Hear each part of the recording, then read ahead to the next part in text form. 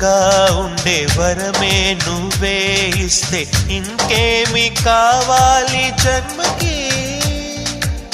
మచ్చలేని చంద్రుడిని మాట రాక చూస్తున్నా, వరస కాని బంధుని చొరవ చేసి అంటున్నా, ఇంకెప్పుడు ఒంటరినని అనరాదని, నీకు సొంతం అంటే నేనేనని. కొమ్మ కొమ్మ విన్నావమ్మ కోయిల వస్తుంది, వస్తూ వస్తూ తనతో వెన్నెల వెలుగులు తెస్తుంది. ఏవమ్మ మరుమల్లి తోరణాలు కడతావా, చిలకమ్మ ఎదురేగి స్వాగతాలు చెబుతావా.